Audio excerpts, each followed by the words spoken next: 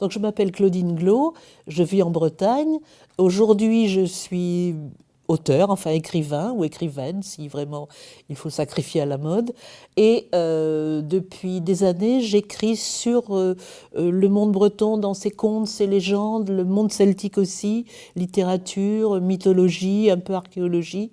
Le dernier livre, donc, qui vient de sortir, ça s'appelle Le Roi Arthur, une légende vivante. Parmi les textes, les thèmes que j'aime, c'est vrai que la légende du roi Arthur me passionne depuis des dizaines et des dizaines d'années. Elle me passionne justement, son titre le dit, parce que c'est une légende vivante. Ce qui veut dire le roi Arthur, les chevaliers de la table ronde, mais aussi toute la partie enchantée, Merlin, la féerie, la forêt mystérieuse. Tout ça, ça fait un ensemble extraordinairement abondant.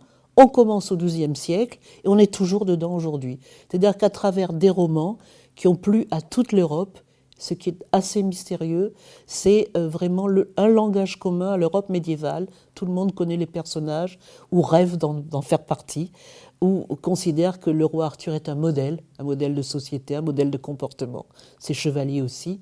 Et on va avoir jusqu'à nos jours, dans le cinéma, dans le jeu de rôle, dans les jeux virtuels qu'on peut avoir, on a la présence d'Arthur et de ses chevaliers.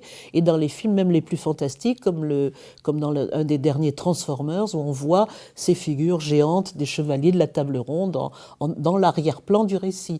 Donc c'est bien la preuve que cette légende fait partie de nous, fait partie de notre culture, et je dis là de façon mondiale.